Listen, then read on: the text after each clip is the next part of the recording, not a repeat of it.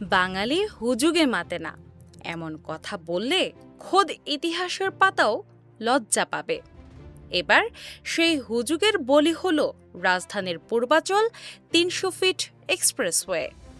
গত কয়েকদিন ধরে সামাজিক যোগাযোগ মাধ্যমে একদল ফেসবুকে গোয়েন্দা দাবি তুললেন ঢাকা শহরের ট্রাফিক সিগন্যাল নিয়ন্ত্রণে বসানো কোটি টাকার অত্যাধুনিক কৃত্রিম বুদ্ধিমত্তার এআই ক্যামেরা নাকি চোরেরা সাবার করে দিয়েছে।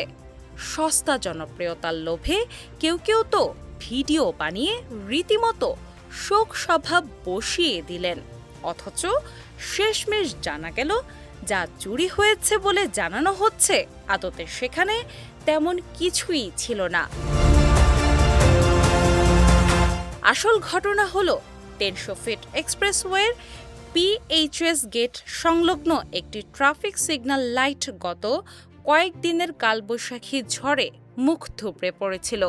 সেই ভেঙে পড়া লোহার খুঁটি আর লাইট দেখেই এক স্বঘোষিত ডিজিটাল কন্টেন্ট ক্রিয়েটর ক্যামেরা চুরির গল্পের ফাঁদ পেতে বসলেন। ভিডিও ভাইরাল হতেই নীতি পুলিশদের সমালোচনার ঝড় ওঠে। দেশে কি নিরাপত্তা নেই? কোটি টাকা কি জলেই গেল? অথচ পুলিশ বলছে অন্য কথা। খিলক্ষেত থানার ওসি মোহাম্মদ সোহরাব আল হোসাইন স্পষ্ট জানিয়েছেন ৩০০ ফিট সড়কে কোনো এআই ক্যামেরা বসানো হয়নি। যেটিকে ক্যামেরা বলে চালানো হচ্ছে সেটি স্রেফ একটি সিগন্যাল লাইট। ঝড়ে সেটি ভেঙে যাওয়ার পর নিরাপত্তা রক্ষীরা বরং সেটি যত্ন করে অফিস রুমে রেখে দিয়েছেন। সমালোচকরা বলছেন এআই বা কৃত্রিম বুদ্ধিমত্তা নিয়ে কথা বলার আগে মানুষের নিজস্ব প্রাকৃতিক বুদ্ধিমত্তার পরীক্ষা নেওয়া জরুরি। কোনো তথ্য যাচাই না করে স্রেফ ভিউ পাওয়ার আশায় জনমনে আতঙ্ক সৃষ্টি করা এখন ফ্যাশনে পরিণত হয়েছে। পুলিশ জানিয়েছে বর্তমানে ঢাকা মেট্রোপলিটন পুলিশের ডিএমপির উদ্যোগে শুধুমাত্র শাহবাগ থেকে জাহাঙ্গীর গেট পর্যন্ত পরীক্ষামূলকভাবে এআই ট্রাফিক সিগন্যাল কাজ করছে। এর বাইরে কোথাও এমন সিস্টেম এখনও বসানো হয়নি। অথচ গুজব ছড়িয়ে সাধারণ মানুষকে সরকারের উন্নয়ন কার্যক্রমের প্রতি সন্দিহান করে তোলা হচ্ছে।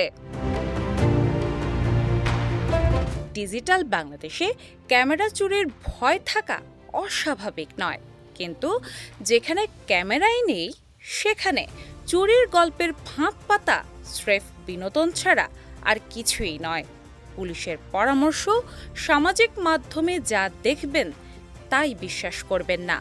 মনে রাখবেন, ঝড়ের লাইট ভাঙলে সেটা ঠিক করা যায়, কিন্তু বিবেকের বুদ্ধিতে মরিচা ধরলে তা মেরামত কঠিন। ৩০০ ফিটের এই ক্যামেরার নাটক আমাদের চোখে আঙ্গুল দিয়ে দেখিয়ে দিল ভাইরাল হওয়ার নেশায় আমরা সত্যকে কতটা সস্তায় বিক্রি করতে পারি। দিনা ইসলাম, বাংলা বাজার পত্রিকা।